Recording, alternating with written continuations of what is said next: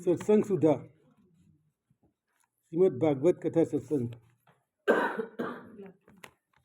अनंत कोटि ब्रह्मांड नायक सर्वेश्वर ईश्वर भगवान श्री कृष्णचंद्र જેમની શબ્દમયી મૂર્તિ શ્રીમદ ભાગવત પુરાણ છે। ભગવાન શ્રીહરિની મંગલમયી કૃપા ફલ સ્વરૂપ આપણે વિશેષ કૃપા પ્રાપ્ત કરીને સત્સંગની વાત કથા વિશે પગલાં માંડી રહ્યા છીએ ત્યારે મતલબ પાપા પગલી કરી રહ્યા છીએ ત્યારે ધન પરિવાર પુત્ર સંપત્તિ પાપી દુષ્ટ લોકોને પણ મળે છે। તે પ્રારબ્ધ નસીબનું પરિણામ છે। પ્રારબ્ધમાં હોય એટલું મળે, પરંતુ સંત સમાગમ ભગવાનની કથા દુર્લભ છે। તે ભગવાનની કૃપાથી જ પ્રાપ્ત થાય। શ્રી તુલસીદાસજી ગોસ્વામી મહારાજ તુલસીકૃત રામાયણની અંદર કહે છે, સંત સમાગમ હરિકથા તુલસી દુર્લભ હોય। સંત સમાગમ હરિકથા तुलसी दुर्लभ होय, सुत दारा अरु लक्ष्मी पापी को भी होय। बिना सत्संग विवेक न होय, राम कृपा बिन सुलभ न होय। भगवान द्रवीभूत थाय, करुणा करे तो भगवान ते जीवने सत्संगनी प्राप्ति करावे। सत्संगमां आवीने जीवने भगवानना स्वरूप स्वभाव प्रभावनुं ज्ञान थाय। कोई वस्तुने जाण्या वगर प्रेम ना थाय, लगाव ना थाय, प्रेम ना थाय। वस्तुनी महिमा स्वरूप अभिलाषा थाय त्यारे प्रीति थाय, त्यारे ज प्रयत्न करी। जाने बिन नहीं कोई प्रीति, जाने बिन नहीं होय प्रीति, बिन प्रतीति नहीं होय प्रीति, प्रीति बिन नहीं भक्ति बढ़ाई। भागवत पुराणनी महिमानी अंदर आ कथा सोंपरीने भागवत पुराणनी अंदर भक्तिनी वात छे। ये भक्ति महाराणी कहेवाय। ये महाराणी स्वस्थ थई गया ज्यारे कलयुगनी शरूआत थई त्यारे ए दुखी हता। तेमना पुत्रो ज्ञान अने वैराग्य कहेवाय। भक्तिना पुत्रो ज्ञान अने वैराग्य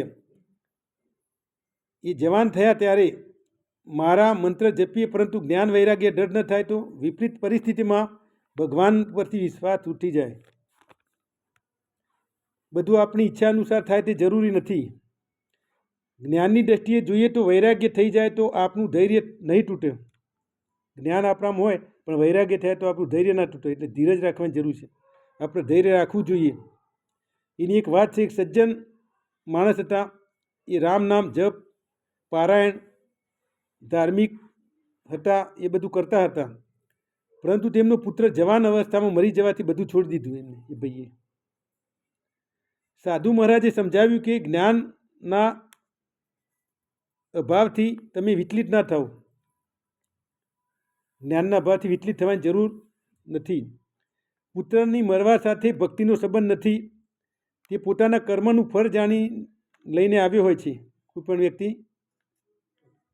कर्मनुं फळ लईने साथे आव्यो होय छे। तेनुं कर्म प्रारब्ध सुख दुख अलग होय। कई रीते? तो जेम जेलनी अंदर एक ज वाडामां घणा बधा अपराधीओ होय। जेलनी अंदर बधा अपराधीओ होय जुदा जुदा। ए लोको एकबीजाथी दूर ना होय, एकबीजाने ओळखता ना होय, छतां कर्मने कारणे जेलमां साथे रहेवुं पड़े छे।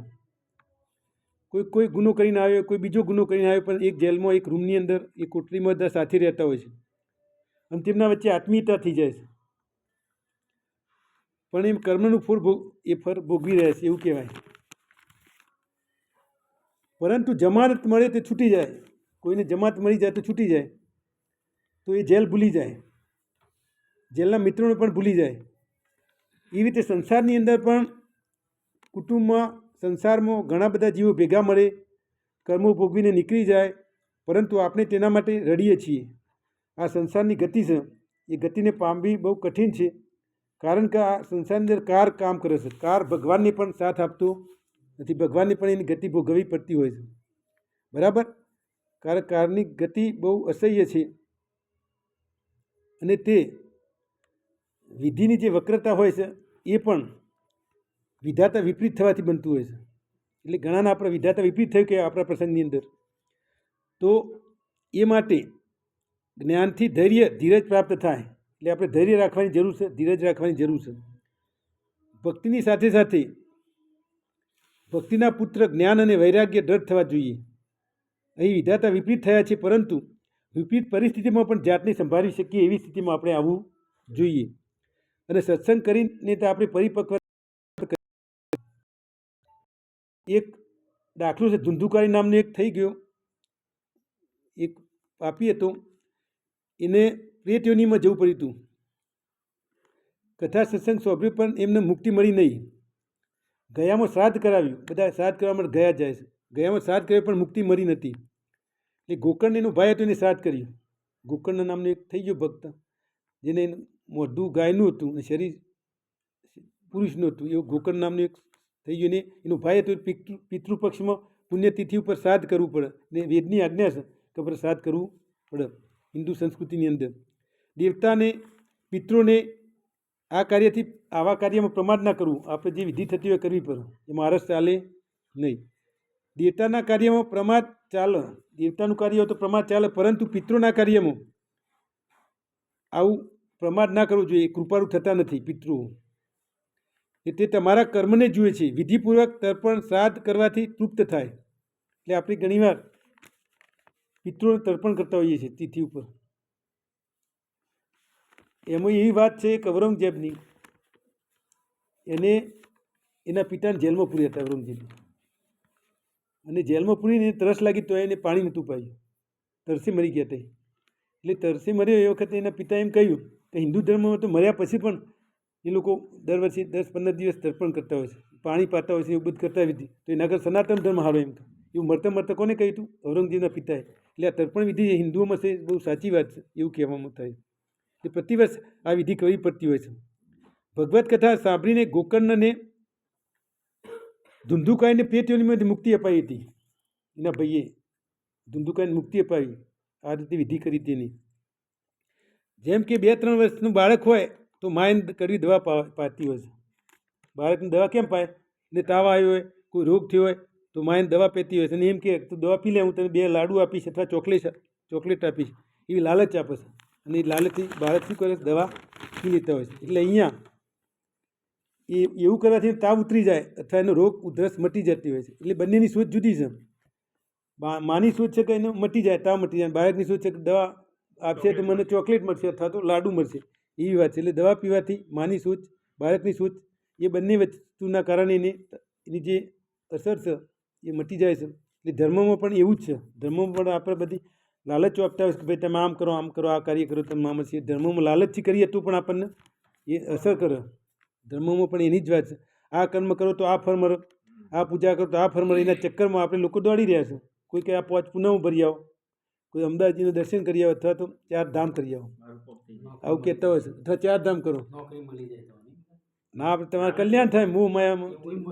એટલે નોકરીની વાત જુદી છે, પણ હા શાસ્ત્રોમાં પ્રવૃત્તિ કરવાની વાત છે ને, એ જીવને લાલચ આપીને કરું છું. આમ તો મતલબ સંસારી ફરવાનો મુખ્ય પ્રમુખ ન માનવા. આમ તો સંસારી માટે આપણે કરીએ પ્રમુખ ના ગણાય, તો ગૌણ છે વસ્તુ. આત્માના કલ્યાણ માટે કરવું જોઈએ. કારણ કે સંસાર માટે કરીએ તો અલ્પકાલીન કહેવાય, ટેમ્પરરી કહેવાય. પણ જ્યારે આપણે ભગવાનના ચરણોની ભક્તિની પ્રીતિ થાય ને, એ ઉદ્દેશ હોવો જોઈએ. અને એ કાયમી છે, પરમેનન્ટ વસ્તુ કહેવાય. એ ટકી રહે, બાકી ટકતું નથી. એટલે સબ કાર્યોનું કર્મનું ફળ ભગવાન જ છે. તે પરમ ફળ એ સાધુતા કહેવાય, જેને ભાગવતતા કહેવાય અથવા ભગવત ધર્મ કહેવાય. એ પ્રાપ્ત કરીને કશું જ બાકી રહેતું નથી. એ પ્રાપ્ત કરવું જોઈએ. શાસ્ત્ર છે ને, જે બધું વેદ શાસ્ત્ર પુરાણ, એ બધું કરુણામય મા સમાન છે.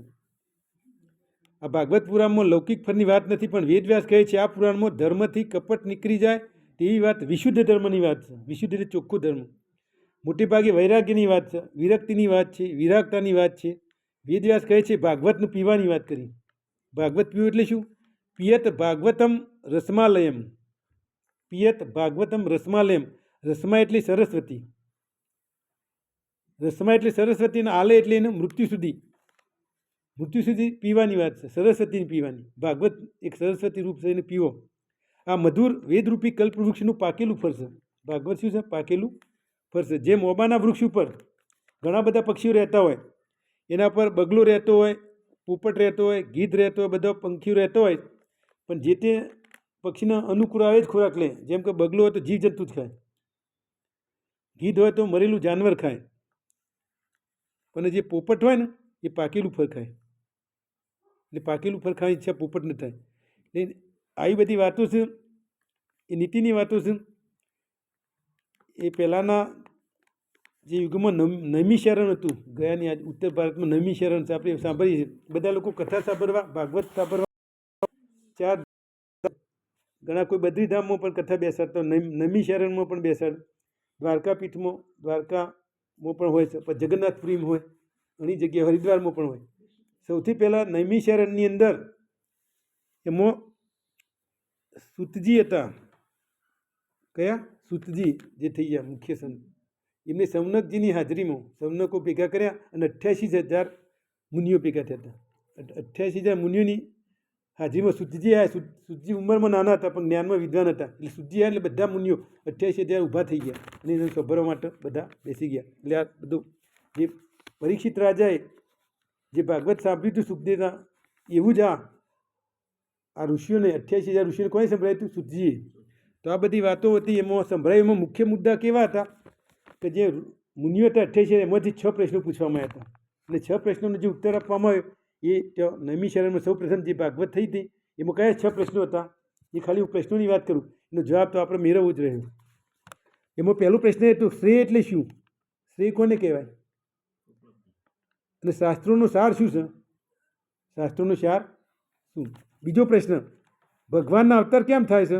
શું પ્રયોજન છે? ભગવાનના અવતાર કેટલા થયા? 24 અવતાર થયા ને? તો કેટલા થયા અત્યાર સુધી? જે અવતાર થયા એ કેમ થયા? એનું શું પ્રયોજન? એ બધા પ્રશ્ન પૂછ્યા ઋષિઓએ, મુનિઓએ. તો એનો જવાબ કોને આપ્યો? સૂતજીએ એ જવાબ આપ્યો તે વખત. ત્રીજો પ્રશ્ન એવો પૂછ્યો કે અવતાર લઈને ભગવાનને શું શું કાર્યો કર્યા? ભગવાન અવતાર લઈને શું શું કાર્ય કરે? એનો જવાબ આપ્યો તેમને. પાંચમો પ્રશ્ન, ભગવાનના કેટલા અવતાર થયા? એવો પ્રશ્ન પણ પૂછ્યો. અને છઠ્ઠો પ્રશ્ન, ધર્મ કોની શરણમાં આવે છે અને કોના આશ્રય રહે છે? ધર્મ કોની શરણમાં આવે, કોના આશ્રય? એવા 6 પ્રશ્નોનો જવાબ આપ્યો. એ ભાગવત આખું ચાલ્યું હતું, એટલા 6 પ્રશ્નોમાં ચાલ્યું ઘણા દિવસો સુધી. અને એ બધી વાતો થઈ હતી. તો આ બધી વાતો ભાગવતની છે.